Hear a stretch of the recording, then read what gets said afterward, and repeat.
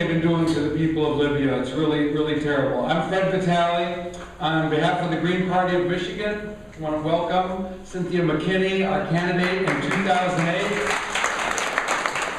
She made and you can see, since she stopped being a presidential candidate, she could have gone to a university, made a lot of money, keeping quiet. I mean, we know that. She didn't, okay? She sacrificed her life, a pleasant way of living, to continue to fight for the truth. She was on the ship Dignity. She's been to Libya. She's on this important tour about Libya just when the United States and NATO are trying to pull everything together with more lies and more mendacity, as they call it, than has been seen since the Iraq War. So she is a true model for what a Green candidate and a Green member can be. So thank you so much, Cynthia.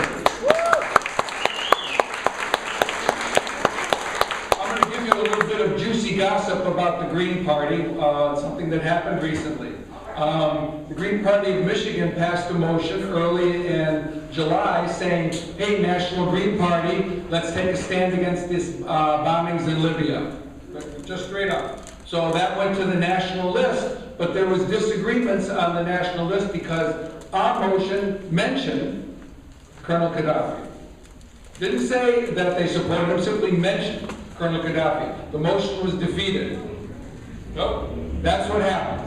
But I think the lesson there's a lesson there. We have the latest Green Party press release, which calls, of course, for the removal of the United Nations and the UN troops, and everything that's going on, and opposes it, of course. But the reason that this thing happened around Colonel Gaddafi is because of this huge barrage of misinformation and lies that has become sweeping across the country. Maybe, I don't know if people pick up newspapers very often, it's kind of a dying form of media, but the New York Times has literally had pages and pages and pages of outright lies. Do people remember when Colin Powell went before the United Nations and testified that there were these huge trucks full of atomic weapons and all this nonsense? They never found anything in Iraq. But at that moment, to say anything about that stuff was to put yourself jeopardize yourself. So that's what's happened with this wave of propaganda. So to me, what's useful about the Green Party being a big tent that we can have this is not because I want to accommodate these lies, but because in the face of so many lies, such powerful mendacity, we need to be close to people to help them understand the truth. Just like we need to be active in our unions and in our communities. And when people hear all these lies about the United States' activity in Libya, lies that they're trying to do something for the people. If they wanted to do something for the people of Libya, they would leave. That's the first thing, okay? But even if we go farther than that, look at the Arab Spring. Look what happened there. The United States was behind so many of the governments that other people had to overthrow. Yes, that's right. 90 million people in Egypt had to rise up and overthrow a government. The only reason it existed was because the United States had backed it and given it money. So they're doing our work too. So it seems to me where we're going here is this attack by NATO and the United States on Libya, it's also an attack on a country that had actually taken capitalist property away from the oil companies, okay, and used those resources for the benefit of the people. By the way, this is from the Encyclopedia Britannica. This isn't just, you can find it in all the left-wing publications. Encyclopedia Britannica, 1992, talks about all the gains that were made by the Libyan people, especially compared to the rest of Africa, which was run by who? The colonialists, right? The United States, France, and Britain. What did their governments do to Africa? They took beautiful, self-sustaining, fertile countries and turned them into deserts. That's what the United States and Europe has done to Africa. So I think part of the reason for this invasion, besides attacking the gains that were made by people in Libya, is they want a military base in North Africa between Tunisia and Egypt, the starting points of the Arab Spring. So I think that's one of the reasons for doing this now. And I also think it's connected to the European economic crisis. There's lots of trouble with the euro. There's lots of trouble with the economies, especially of Southern Europe. And those economies have investments and ties to Libya. And one of the first things that's come out since they're talking about this seizure of Tripoli is the Italian government and the Italian oil industry has announced that it's going to be making investments with this new government. So right away, there's all this talk, right when the euro's in trouble. So I think those are two important things that are happening around this war effort. But you know, I was just celebrated my 60th birthday.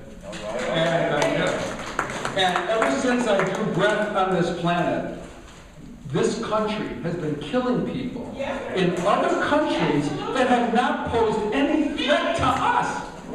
Not any threat. Ever since I drew breath, 60 years. Okay? And when I was 15 years old, I started marching against the war. I became a pacifist because I thought the horrors of what we do to people everywhere in the world was worth saying, no, I will never be involved in this. I was a conscientious objector against the Vietnam War for that reason. I was raised Catholic and I was a conscientious objector. I'll show you how many conscientious objectors were Catholics. But that horror of war, that is something that the United States is doing over there, and we tend to go like this. And then we know why when Maureen made the link, because they are training us to do this when they throw our brothers and sisters out into the street, when they throw those 25,000 children, with no place to live. They're trying to get us used to that. Yeah, that's okay, it's them. That's okay, that's the Libyans. That's okay, that's the Vietnamese. That's okay, it's the Grenadians. I mean, I run out of air before I name all the countries where we killed people that did nothing to us. So are we going to let them do that to us now? Are we going to let them put 25,000 children out who haven't done anything wrong? Those children haven't done anything wrong. Right? Those are, they can be your children. They can be your neighbor's children. So we need to fight together. We need to make those links. We need to make sure that we let the movement embrace everybody who comes to us, because they're going to be hearing lots of lies. But if they have enough intelligence to see that there's something very wrong and broken, we should be extending our hand to them and say, yes, you're right. Yes, you're right, sister. Yes, you're right, brother. There is something very wrong with this society. Very wrong. When bankers get money and we can throw our people out. We have homeless and empty homes. Now, we have the capitalist spending of almost $800 billion on the war against Libya, and millions in Africa are starving. I mean, and we're crazy? We're crazy because we want a better world? I don't think so. The majority of people in the world are with us. We need to act. And every step that we take forward, the people of the world will respond 1,000 times loud. Because they look to us, they say, my God, how can we beat the United States? Nobody in the United States is doing anything. But when we rise up, they go, we have a chance. We can beat them. So please, join with us on Thursdays. Let's get the United States out of Libya, hands off Libya. And another world is possible. We can build it together. Thank you.